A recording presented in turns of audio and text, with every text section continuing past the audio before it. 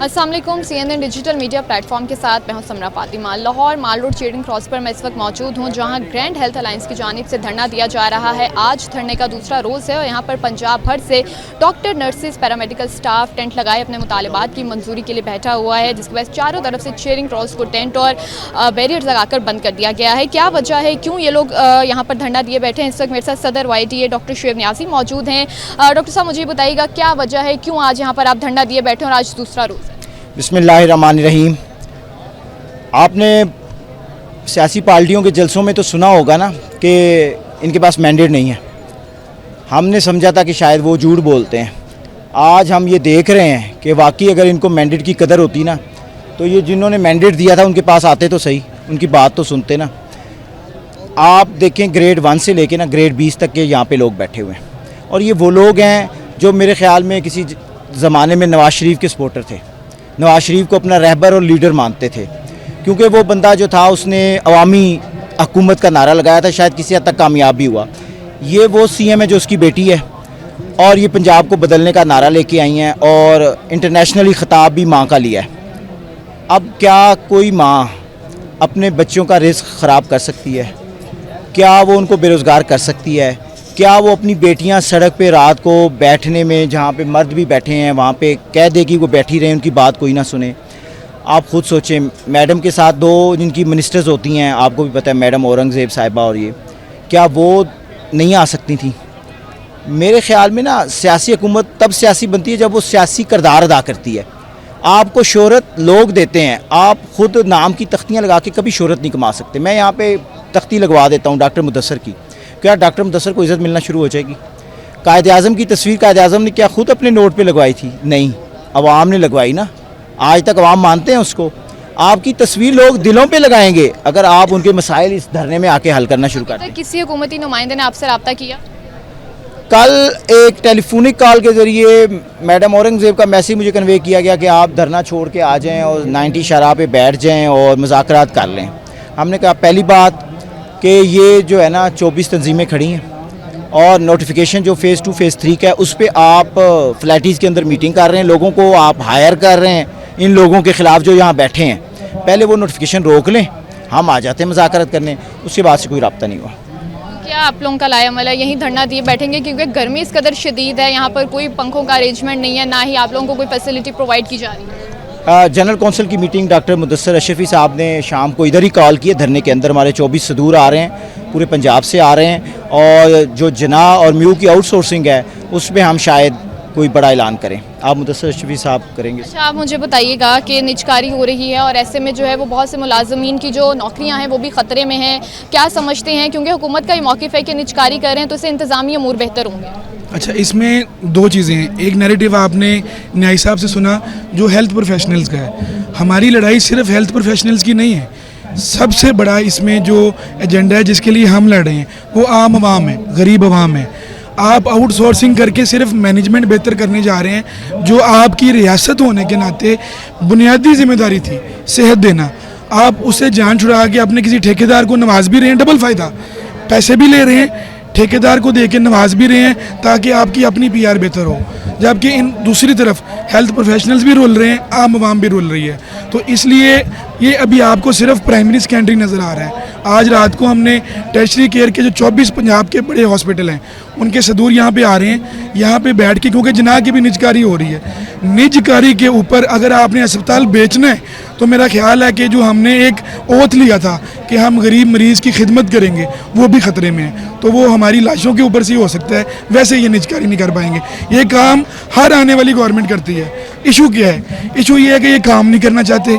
Issue ये है कि असल स्टेक होल्डर्स को ऑन बोर्ड लेके पॉलिसी नहीं बनाना चाहते कि इनको काम ना करना पड़ जाए। ये सिर्फ सियासी शोबदाबाजी और मीडिया को as a advertisement tool use करके, आप देखें ट्रेंड क्या है, कोई वजीर बनता है, कोई मिनिस्टर बनता है, कोई MP MNA बनता है, कोई ब्यूरोक्रेट बनता है, वो सबसे पहले अस्पतालों में क्या लेने आता है और आके क्या डांट रहा होता है कि यहाँ पे जी एक बेड पे 2 मरीज़ क्यों हैं?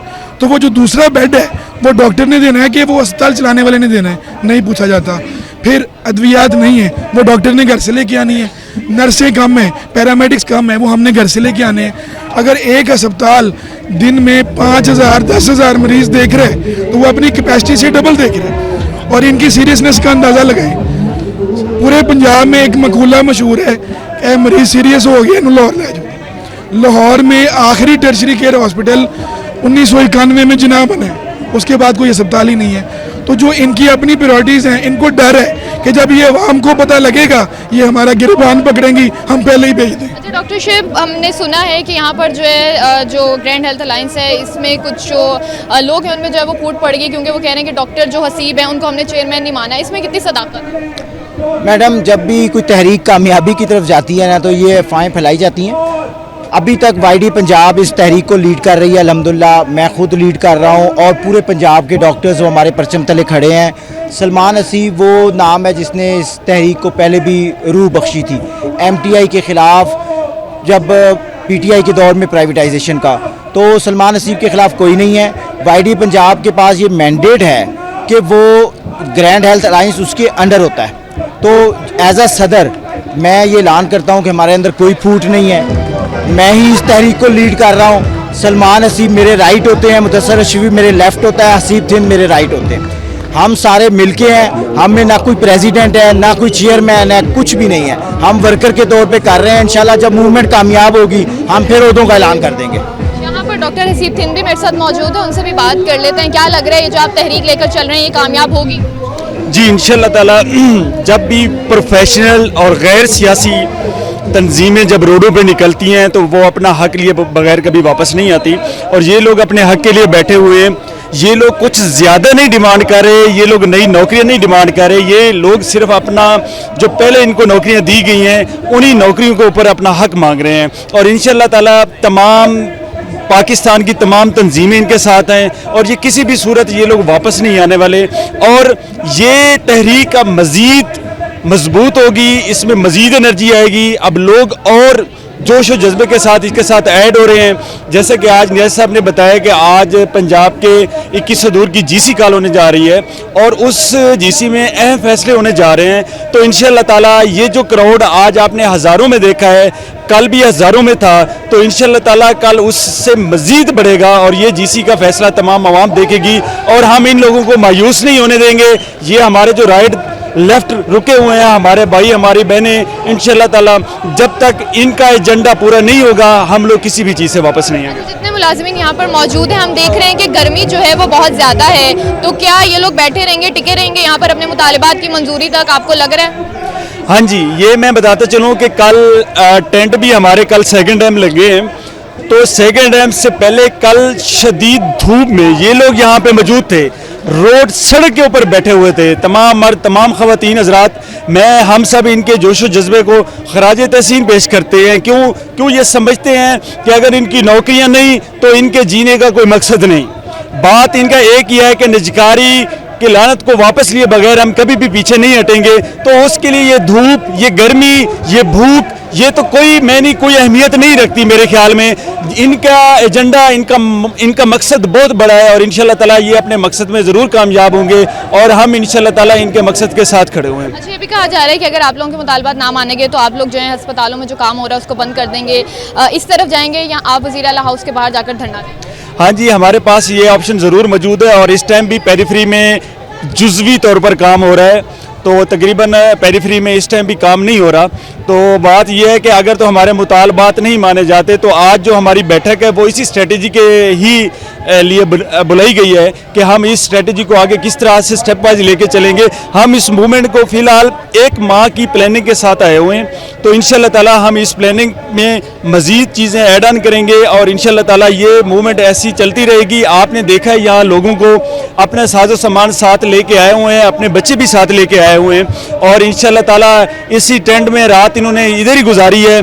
तो इंशाल्लाह ताला बाकी रातें भी इधर गुजरेगी, तमाम लीडरशिप भी इधर मौजूद होती है और इनके तमाम मसाइल भी सुनने के लिए यहाँ पे बैठे होते हैं, इनको हौसला भी देते हैं, इनको इनकरेज भी करते हैं और ये ऑलरेडी इतने इनके हौसले बुलंद हैं कि ये बग़ैर जीते वापस जाने का सोच भी नहीं सकते और इंशाल्लाह ताला ये जीत इन्हीं की होगी। हुकूमत को कोई पैगाम देना चाहेंगे? आपको देख रहे हैं, कोई उनको मैसेज देना चाहेंगे कि जो निजकारी का कानून वो ला रहे हैं उसको वापस लिया? हाँ जी, मैं आम आवाम से ये मुतालबा करता हूँ और उनसे एक गुजारिश करता हूँ कि ये जो हेल्थ मुलाजमीन ये जो जंग लड़ रहे हैं निजकारी के ख़िलाफ़, ये निजकारी आने के बाद गरीब मरीज़ों का इलाज महंगा हो जाएगा, उनको अद्वियात महंगी मिलेंगी, उनके टेस्ट महंगे होंगे, उनके ऑपरेशन महंगे होंगे, उनकी ओपीडी स्लिप महंगी हो जाएगी।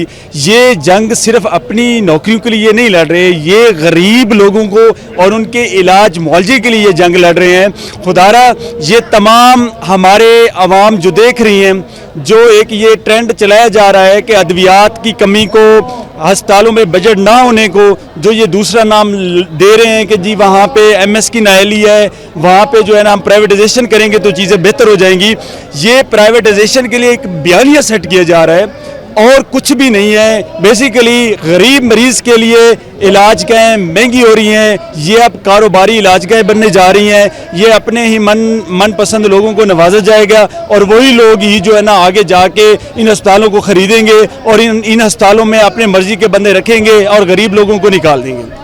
जी, डॉक्टर हसीब की भी गुफ्तगू आपने सुनी है और इसी तरह से आप देख सकते हैं कि यहाँ पर लोग जो हैं वो बहुत बड़ी तादाद में मौजूद हैं, धरना दिए बैठे हैं, अपने बच्चों को भी लेकर आए हैं और उनका ये कहना है कि 1 माह की ये तैयारी करके आए हैं, धूप हो, छाँव हो, बारिश हो, ये यहाँ पर अपने मुतालिबात की मंजूरी के लिए बैठे हैं। और धरने की वजह से चेरिंग क्रॉस जो है वो चारों जानिब से बंद है, जिसकी वजह से ट्रैफिक के मसाइल का भी शहरियों को सामना करना पड़ रहा है। और इनका सिर्फ हुकूमत से एक ही मुतालबा है कि जो सरकारी अस्पतालों की निजकारी हो रही है उस फैसले को वापस लिया जाए, वरना आगे का लाएअमल जो है ये तरतीब देंगे। और इसी के साथ साथ यहाँ पर पंजाब भर से जो है वो मुलाजमीन मौजूद हैं और इनका हुकूमत से एक मुतालबा है कि जो निजकारी होने जा रही है, क्योंकि उससे इलाज जो है वो गरीब का मज़ीद महंगा हो जाएगा, तो उस फैसले को वापस लिया जाए। ये तो थी आज की स्टोरी, आपसे मुलाकात होगी इंशाल्लाह अगली स्टोरी में, तब तक के लिए दीजिए इजाज़त।